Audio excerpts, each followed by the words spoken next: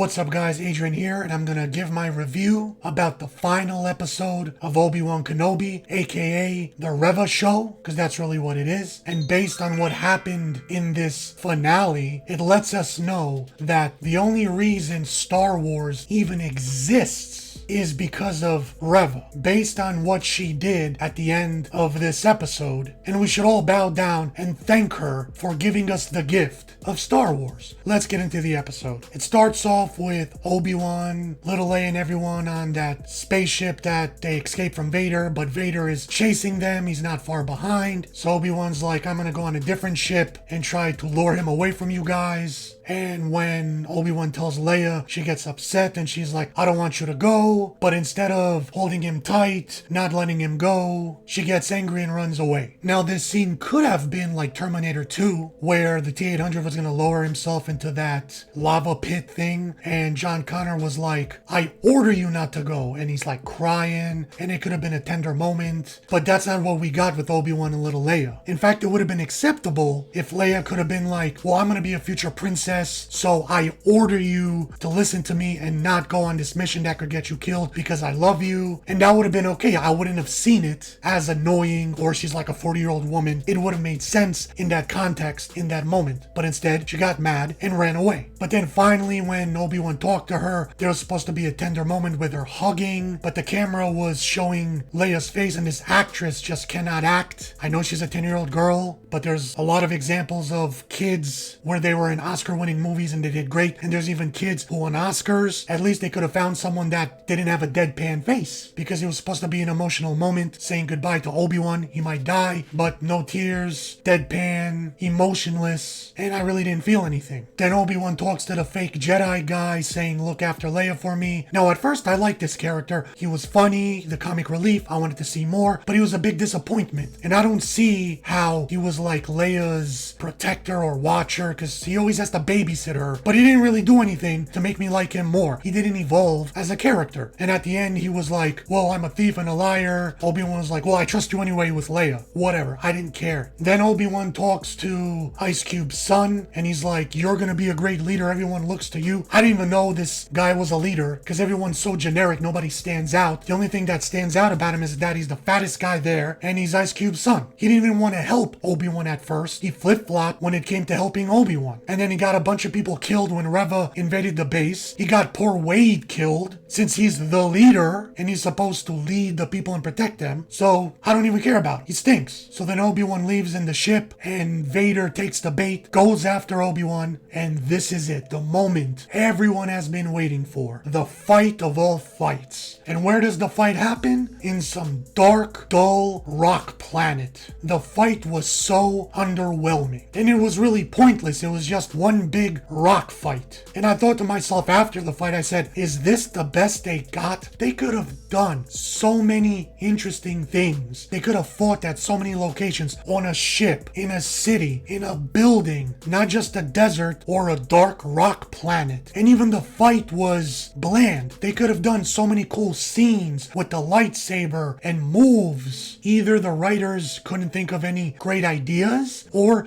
they didn't want Obi-Wan and Anakin to have an epic fight that everyone remembers. They'd prefer to have Reva and Darth Vader have an epic fight that everyone remembers. Now, if you ever seen that famous YouTube video of the alternate fight between Vader and an old Obi-Wan from A New Hope, of how the fight should have been, it was amazing. It gave me chills when I saw that YouTube CGI alternate fight. But I thought that the writers could have thought of something close to that. But it's like they didn't even care if it didn't involve Reva. It made Vader look weak. I knew Obi-Wan wasn't gonna kill Vader, but the way they ended the fight, it was just Obi-Wan just walks away. Now, a positive thing about the fight that I liked was when Obi-Wan cut half of Vader's helmet mask off, and you could see part of Hayden Christensen's face. And I like how the voice modulator was going in and out of Anakin's voice and Vader's voice. And as Obi-Wan was talking to Anakin, trying to salvage his friendship and bring him back to the light side, when you thought Anakin was starting to turn good, you would hear Anakin's voice. But then when he started going back to being evil, you'd hear Darth Vader's voice. That was cool. But other than that, I already forgot the fight. And I want to say this about Hayden Christensen. Disney fooled us. They just used Hayden Christensen as a marketing ploy to get people to watch. He was criminally underused. They could have thought of so many interesting scenes, not just flashback scenes. They could have thought of dream sequences of how Obi-Wan would have thought Anakin should have turned out or could have turned out. There could have been really interesting close moments between them in a dream form, or more hallucinations or better flashbacks. But the writers didn't really care. If it didn't involve Reva, they don't want to make anyone else look cooler or better. So now Reva ended up on Tatooine,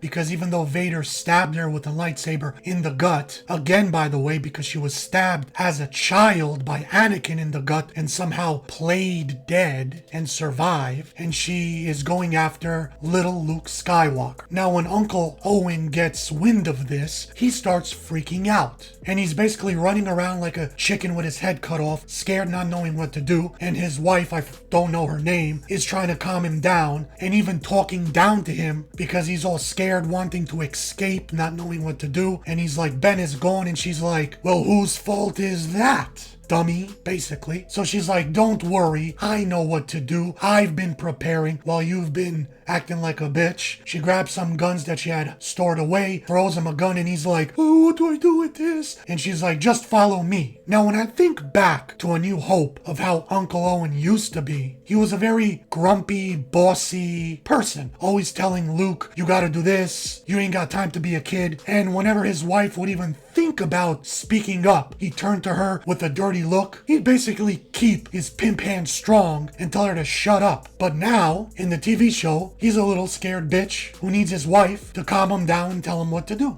So now Reva shows up at night in that underground house that Owen lives in, and it's all dark, so she turns on her bright red lightsaber to let everyone know where she is. So then Owen is hiding out somewhere with his wife, and they have guns pointed dead to rights on Reva, and they're not even that far away, maybe 10 yards away. Clearly can shoot her dead if they choose to. So they open fire, and of course they miss. So then Reva goes after them. Reva and Owen fight. Now remember, Reva has been stabbed in the gut with a lightsaber. She's injured, and she had to travel from the bunker was in the last episode to Tatooine, so she's tired. She's limping. Okay, so Uncle Owen hits her with this long, heavy pipe, but Reva holds him back with one hand. She's not using the Force at this time, and Owen is using both hands, sweating, growling, giving all the strength that he has, and Reva's just holding with one hand, and she's not even breaking a sweat. So then she pimp slaps him, and he goes flying, and then his wife tries to stop Reva, but she just swats her aside like a fly. I at least thought they were gonna have a cat fight, but no. So then little Luke runs away into the dark desert, and Reva chases after him. So Reva catches up with Luke. He falls off a small cliff. He's knocked out. So Reva goes up to him with the lightsaber, about to kill him. But as she looks down at him, I guess it reminds her of her being a little kid and what Anakin did to her. So she has a change of heart, and she doesn't end up killing Luke, of course. But it wasn't suspenseful. But in my opinion, she failed to redeem herself, and I'll tell you why. Mainly because she was a poor written character. Her background was not good enough to merit the arc of redemption. Her arc was basically, she was a Padawan kid, and Anakin killed all her friends and stabbed her in the gut, but she played dead and survived somehow. So all these years later, as she grew up, she became evil, which didn't make any sense. In order to get revenge on Obi-Wan and to get close enough to Darth Vader and kill him, she went around killing innocent people and children. So just because she saved Luke does not redeem her fully, doesn't erase all the horrible things that she did. Now I know what you're going to say. say, well, what about Darth Vader? He saved Luke Skywalker, didn't he redeem himself? And my answer to you is yes, and I'll tell you why. Because his backstory was written better. His arc was better. Not only did he save Luke Skywalker, but he killed Emperor Palpatine. And the most important thing of all, Darth Vader died. He paid the price with his life. Reva didn't die. The leaks about the show were half right. It's true that Reva tried to kill Luke Skywalker but had a change of heart and didn't, but then the leaks also said that somehow Darth Vader was going to kill her, snap her neck, dead. But that part didn't happen. She's invincible. If she would have died in a heroic way, it would have helped her redemption arc. But she still was a poorly written character. And yes, I did like some aspects about her character, but that was only like 5% at best. And that 5%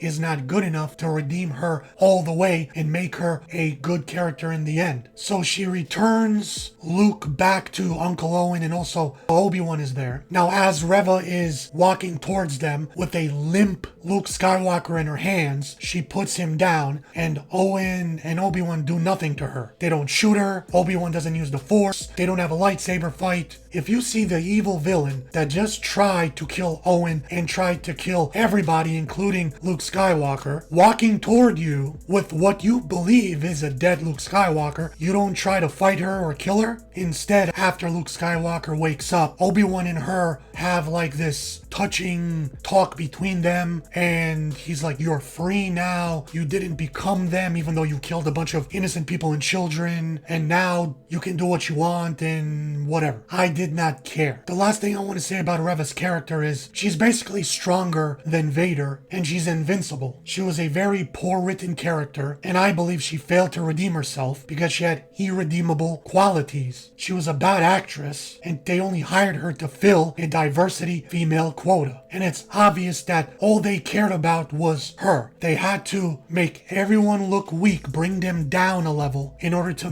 bring her up a level. And she's probably going to get a spin-off show or be a character in the new Star Wars film that's supposed to happen whenever. Good luck with that. And it makes Vader look very weak, because heaven forbid Vader would have killed her, because then everyone would have been like, well, Vader's racist for killing a black woman. And also it made Vader look very dumb, because her plan was to work for Vader, continue killing innocent people and kids to convince Vader and the Empire that she's actually with them, just to get close enough to Vader to kill him. But turns out Vader knew the whole time about her plan and that she was going to double cross him and try to kill him. First of all, Vader would have never put up with her. The second Vader didn't like even a little thing about you, and you failed him in any way, or you disobeyed him in any way, he would instantly force choke you and kill you. There is no way that Vader would have allowed Reva, of all people, to get that close to him for that long. And I just found out that James Earl Jones didn't even do the voice personally. They used some voice machine. And now it makes sense why every line that Vader said was so dull and similar to every other line. It was the same cadence over and over. And I just thought at first that James Earl Jones is old, maybe he's just phoning it in, he doesn't have it anymore. But no, they used some robotic machine program. The episode finishes up with a lot of fan service, meaningless bullshit. We get to see a hologram image of Emperor Palpatine talking to Vader, and Vader's like, I don't care about Obi-Wan anymore. You're my master now and I obey you only. Great, whatever, I didn't care. We finally get to see Force Ghost Qui-Gon Jinn for literally 3 seconds while Obi-Wan's in the desert, and Qui-Gon Jinn's like, hey, what's up? We got a lot more adventures to go on. Follow me. And then he disappears. That's what you paid Liam Neeson to come back for? 3 seconds of nothing?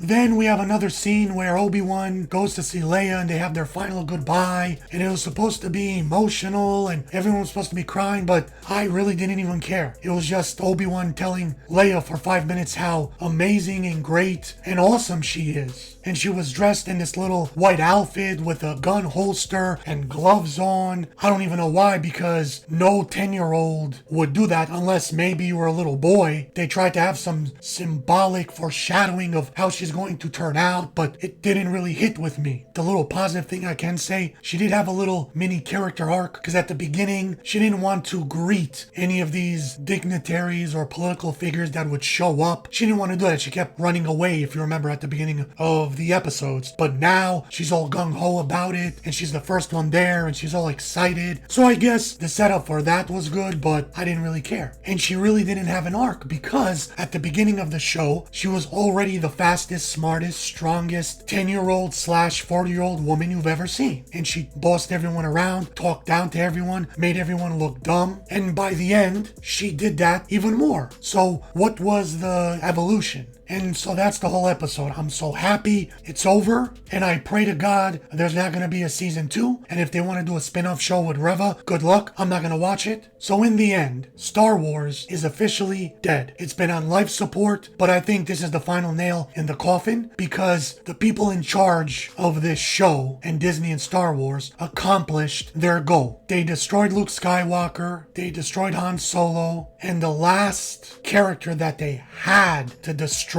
was Obi Wan Kenobi, and of course, Darth Vader, aka Anakin Skywalker. Never forget who is responsible for everything that has happened to Star Wars. So thanks for watching. Until next time, see you next video.